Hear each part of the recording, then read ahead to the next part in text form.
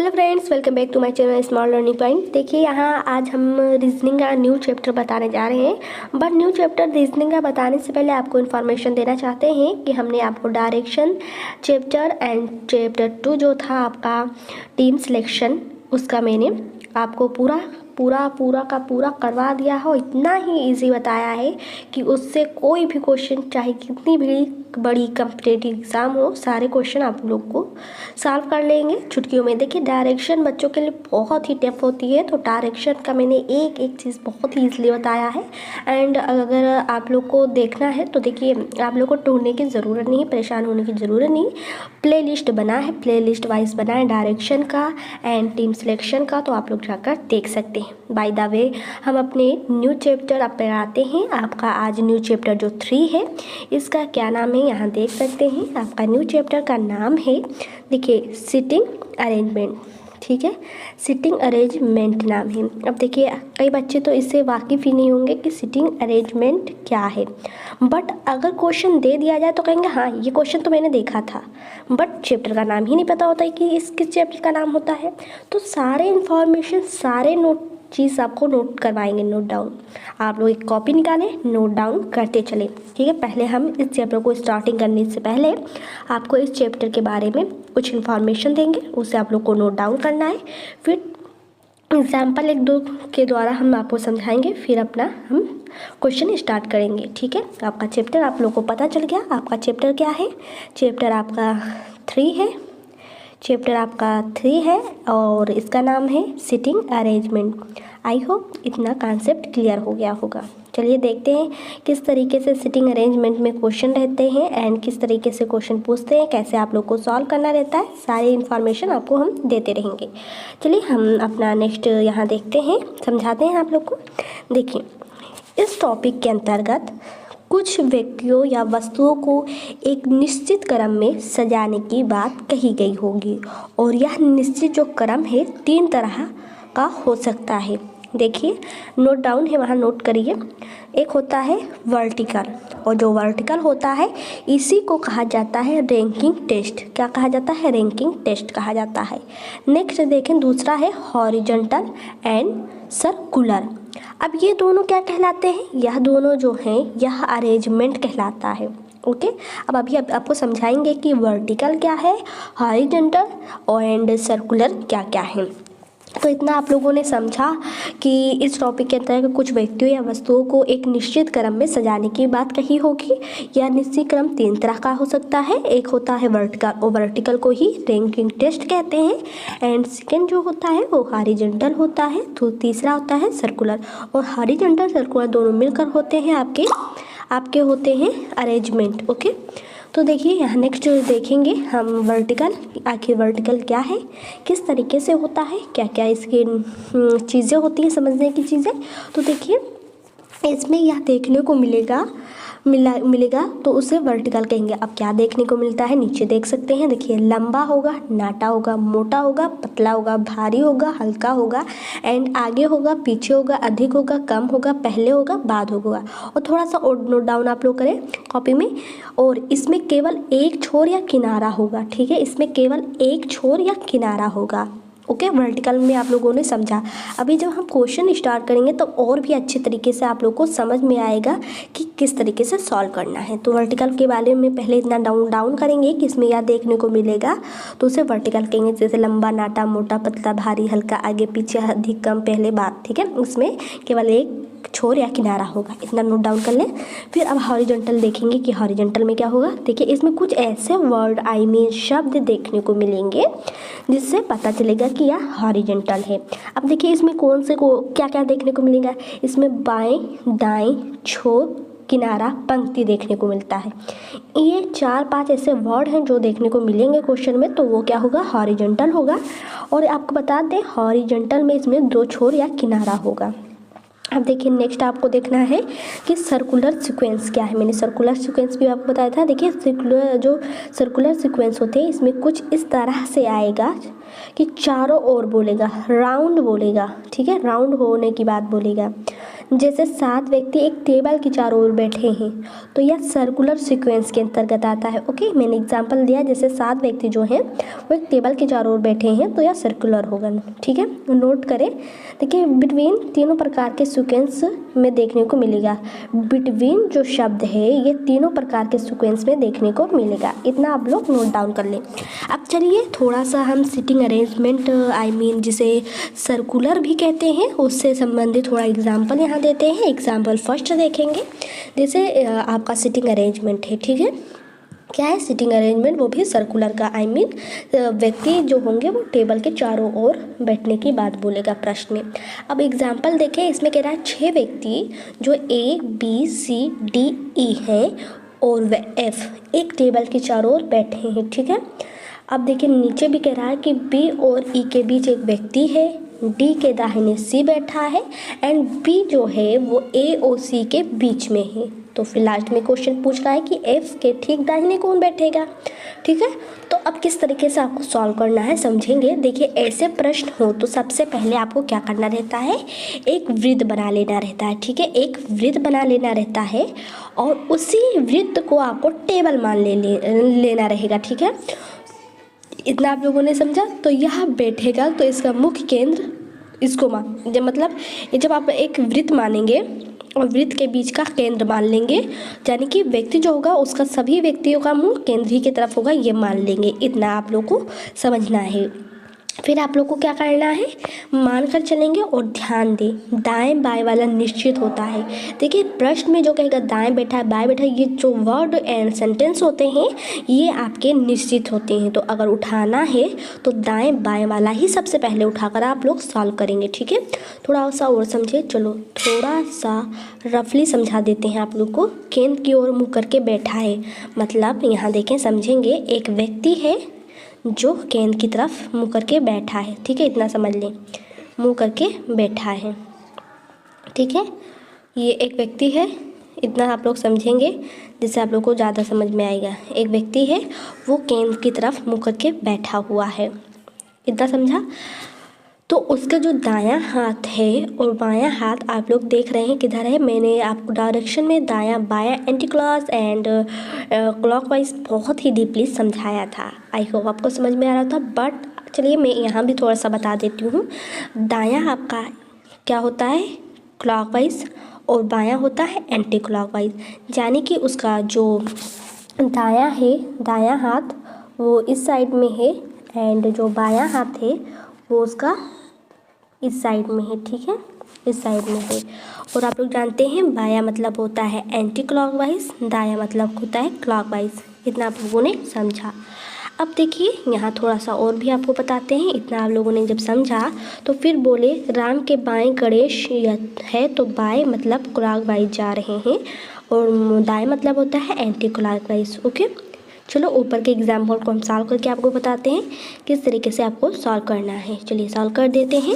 देखिए, आपका प्रश्न था कि एक वृत्त बनाना है। सबसे पहले आपको क्या करना है, एक वृत्त बनाना है प्रश्नानुसार। ठीक है, एक मैंने वृत्त बना लिया। देखिए वृत्त अच्छा नहीं बन रहा है, फिर भी आप लोग समझेंगे। मैंने एक वृत्त बना लिया। प्रश्न था कि 6 लोग हैं, तो 6 लाइन वृत्त पर खींच लेंगे। ठीक है, 6 लोग हैं, हम 6 लाइन खींच लेंगे। 1 2 3 4 1 5 1 6। मैंने 6 लाइन खींच लिया। फिर देखेंगे, ठीक है, अब है खींच लिया। फिर दाहिने या बाएं वाला ही लेना रहता है। तो दाएं दिया है कि डी के दाहिने सी बैठा है, तो डी को वृत्त को आपको बना लेना है। क्या था आपका, डी के दाहिने सी बैठा है। चलिए, आपको डी कहीं भी आप लोग रख सकते हैं, बट ऐसा आपको सी को लेना है कि दाहिने यानी कि क्लॉकवाइज ही सी रहे। चलिए हम डी को यहाँ ले लेते हैं कि डी यहाँ है और डी के क्लॉकवाइज यानी कि दाहिने क्या है, सी है। तो मैंने सी को यहाँ सेट कर दिया। फिर आप देखेंगे सी भी लिख दिया। फिर आप डी और सी से रिलेटिव वाला ही उठाना है। तो सी और डी दोनों में से कौन सा ऐसा है जो किसी और सेंटेंस में देखने को मिल रहा है। तो देखिए सी और डी जो है वो आपके तीसरे वाले में देखने को मिल रहा है। देखिए बी जो है ए और सी के बीच में। देखिए डी और सी दोनों में से कौन देखने को मिल रहा है, सी देखने को मिल रहा है। तो चलिए हम तीसरा वाला ही उठाएंगे। तीसरा वाला कह रहा था कि बी जो है वो ए और सी के बीच बैठा है। ठीक है, बी जो बैठा है वो सी और ए के बीच बैठा है। तो देखिए सबसे पहले समझें, बी जो है वह ए और सी के बीच बैठा है। तो अगर हम ए को यहाँ ले लें तो सी आपका क्या हो जाएगा। देखिए अगर हम ए को यहाँ ले लेते हैं, ए को यहाँ ले लेते हैं तो आपका बी कहाँ हो जाएगा, यहाँ हो जाएगा। और प्रश्न भी आपका कंप्लीट हो जाएगा कि जो बी है वो ए और सी के बीच बैठा है। ठीक है, मैंने इतना बता दिया। तब इसे भी वृत्त पर प्रश्नानुसार दर्शा दिया। फिर आगे बोला था कि बी और ई बीच के एक व्यक्ति हैं तो ए के आगे ई लिखा है। ठीक है, आपका कह रहा था बी जो है और ई के बीच एक व्यक्ति है, मतलब इस बी और ई के बीच एक व्यक्ति है, मतलब ई यहाँ अगर हम बना दें तो इसके बीच में व्यक्ति कौन सा है आपका बता। देखिए आपका कौन सा हो जाएगा, आपका बी था। कह रहा था बी और ई के बीच एक व्यक्ति है। अगर हम ई को यहाँ बना देते हैं तो बीच में व्यक्ति कौन सा दिख रहा है, आपका ए दिख रहा है। ओके, ए दिख रहा है। फिर नेक्स्ट यहाँ देखिए आपका था, हाँ अब देखिए आपका बच कौन सा रहा है, कौन सा स्थान बच रहा है। सारे लोगों को मैंने बैठा दिया, A B C D E हो गए, बच रहा है एक स्थान। और कौन सा वर्ड आपको नहीं दिख रहा है, एफ। तो एफ यहाँ हम इस खाली स्थान पर एफ को बैठा देंगे। ओके, देखिए आपको जो एफ है, एफ के दाएं आप अगर देखते हैं, आई मीन दाएं मतलब होता है क्लॉकवाइज। क्या होता है, आपका होता है क्लॉकवाइज। अगर दाएं के हम दाएं देखते हैं कि एफ़ के दाएं कौन है, प्रश्न यही पूछा था कि एफ़ के ठीक दाहिने कौन बैठेगा, तो आपको देखने को मिल रहा होगा डी। तो एफ़ के ठीक दाहिने कौन है, डी। तो इस तरीके से सिटिंग अरेंजमेंट के प्रश्नों को सॉल्व करते हैं। मैं बता रही थी circular, I mean sitting arrangement के सर्कुलर टॉपिक को बता रही थी, जो होता है अराउंड। ठीक है, टेबल के चारों ओर बात होगा उस प्रश्न में, तो उसे इस तरीके से सॉल्व करना है। चलिए नेक्स्ट क्वेश्चन एग्जांपल में बता देती हूँ। नेक्स्ट एग्जांपल आप लोग देखेंगे, यहाँ आपका एग्जांपल नेक्स्ट आ चुका है।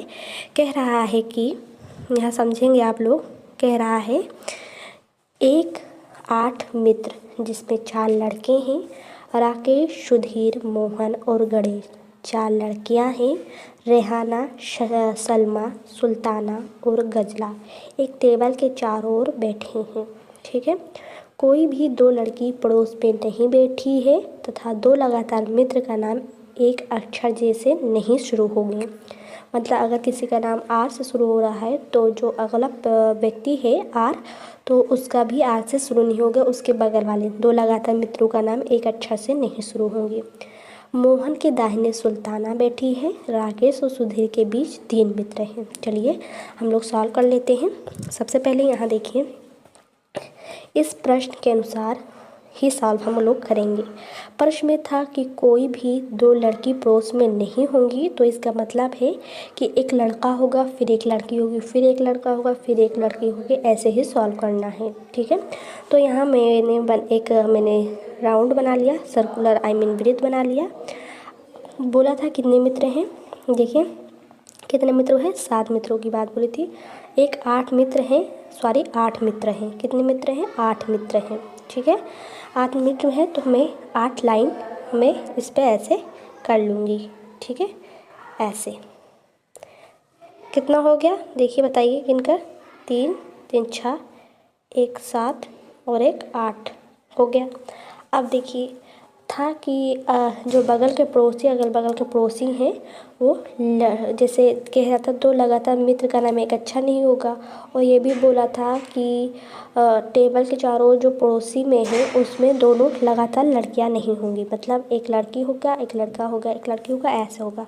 तो अगर हम लिखें यहाँ देखिए, गर्ल्स होगा, फिर बॉयज़ होगा, फिर क्या होगा, गर्ल्स होगा, फिर बॉयज़ होगा, फिर गर्ल्स होगा, फिर बॉयज़ होगा, फिर गर्ल्स होगा, फिर बॉयज़ होगा। ओके, इतना आप लोगों ने समझा।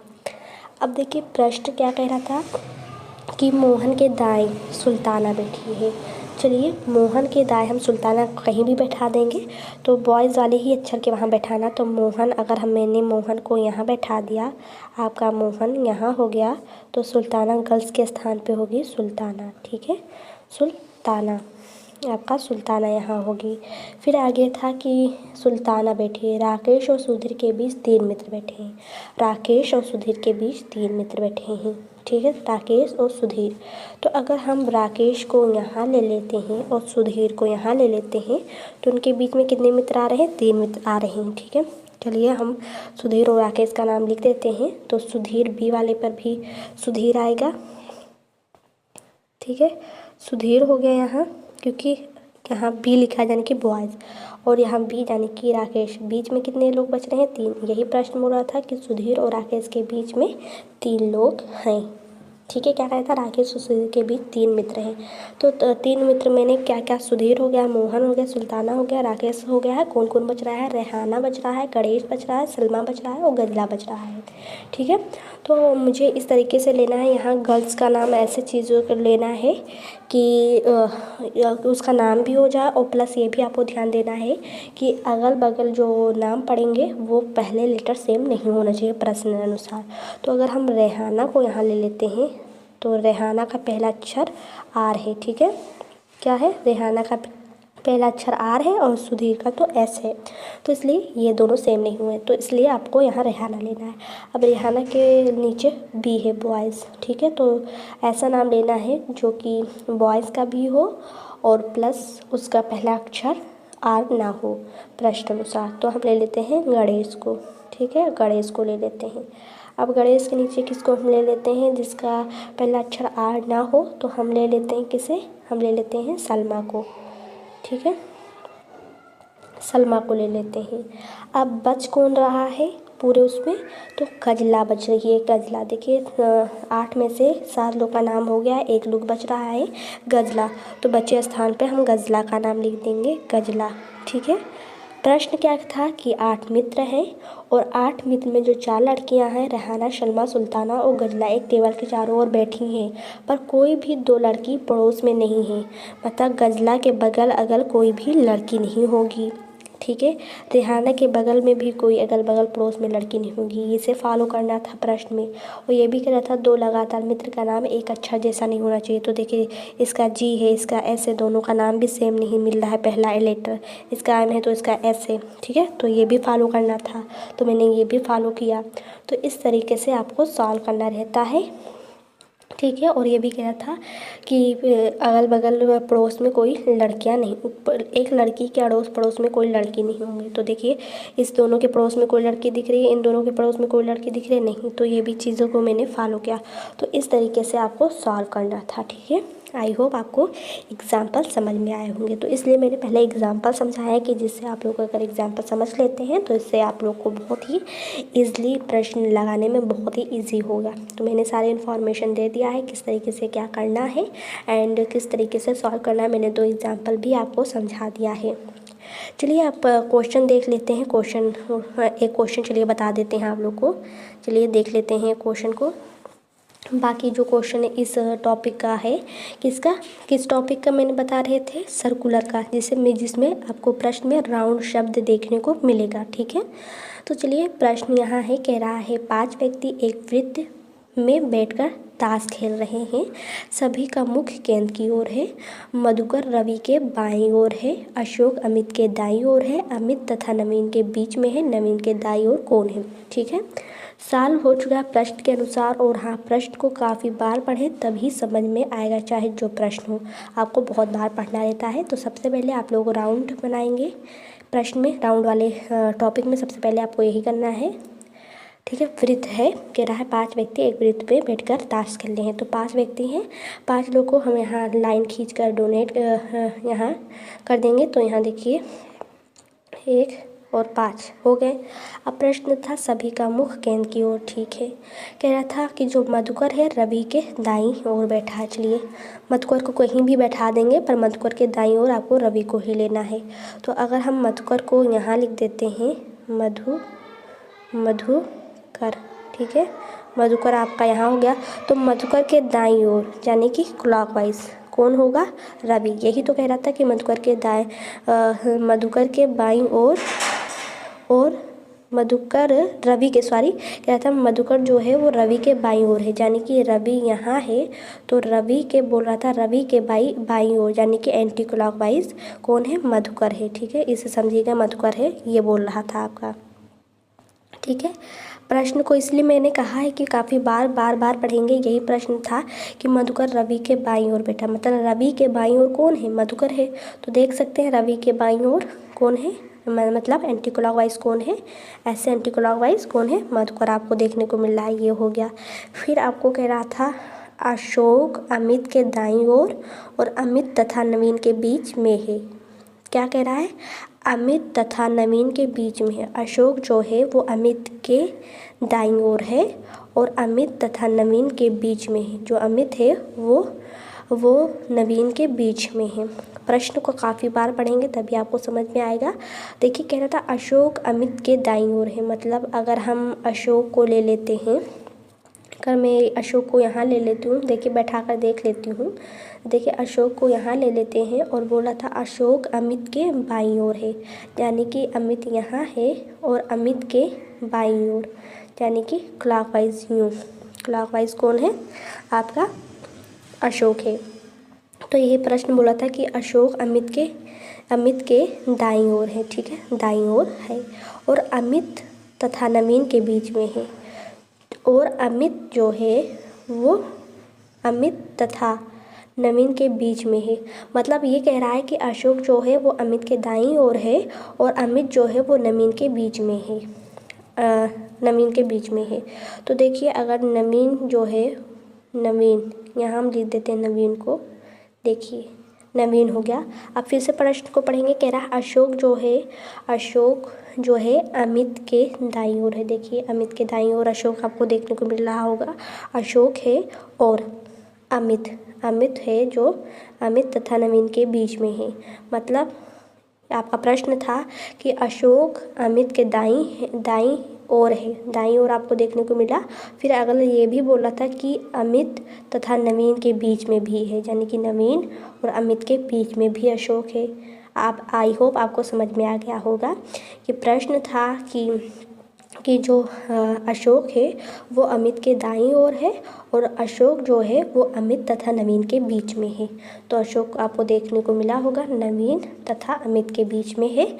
और ये आपको तो यहाँ साल आप लोगों ने किया था स्टार्टिंग में कि जो मधुकर है वो रवि के आपका बाईं ओर है। अब ये सवाल हो गया। अब देखेंगे प्रश्न आपका क्या पूछ रहा था। कह रहा था नवीन के दाईं ओर कौन है? तो रवीन के दाईं ओर आपको कौन देखने को मिल रहा है? आप लोगों को जानते हैं दाईं ओर होता है आपका क्लॉकवाइज, यूँ क्लॉकवाइज है। तो अगर नवीन के दाईं ओर यूँ क्लॉकवाइज हम चले तो आपको कौन देखने को मिल रहा है? मधुकर देखने को मिल रहा है। ठीक है, कौन देखने को मिल रहा है दाईं ओर? मधुकर मिल रहा है। तो इसमें भी खेला जो है वो क्लॉकवाइज और एंटी क्लॉकवाइज का होता है। आपको एंटी क्लॉकवाइज समझ में आना चाहिए कि क्या होता है। तो इसका जो आंसर हो जाएगा यहाँ देख सकते हैं नवीन के दाईं ओर कौन देखने को मिल रहा है? मधुकर देखने को मिलता है। चलिए थोड़ा सा आपको हम समझा देते हैं एक बार फिर से। दायां और बायां आप लोग इसे नोट डाउन कॉपी में कर लेंगे और फिर नेक्स्ट वीडियो में मिलेंगे इसी टॉपिक के आगे के प्रश्नों को सॉल्व करते हुए हम मिलेंगे। चलिए तो देखिए आपका ये प्रश्न नहीं सॉल्व होता है और हम नेक्स्ट वीडियो में मिलेंगे इसी टॉपिक के अगले क्वेश्चन और समझाते हुए। ठीक है, तो देखिए यहाँ आप लोग को दायां और बायां समझ में आना चाहिए कि दायां एंड बायां क्या होता है, तभी आपको समझ में आएगा। देखिए बायां मतलब होता है एंटी क्लॉकवाइज और दायां मतलब होता है क्लॉकवाइज। ठीक है, क्लॉकवाइज के डायरेक्शन में चलना रहता है। ठीक है, आपको समझा देते हैं। बायां होता है एंटी क्लॉकवाइज, इसका जो डायरेक्शन होता है यूँ होता है और दायां का होता है आपका क्लॉकवाइज मतलब होता है जिधर सुइयाँ चलती हैं यूँ होता है। आई होप इतना बातें आपको समझ में आया होंगे। नेक्स्ट वीडियो में मिलेंगे इसी चैप्टर के पार्ट 2 के साथ। इसी टॉपिक का आपका हम इसी राउंड वाले टॉपिक का बताएंगे अगला प्रश्न। ठीक है, तो काफ़ी वीडियो लंबा हो रहा है। जितना मैंने समझाया, जितना नोट डाउन किया है इसे नोट डाउन कर लें। नेक्स्ट वीडियो में फिर से मिलेंगे। Thank for watching this video.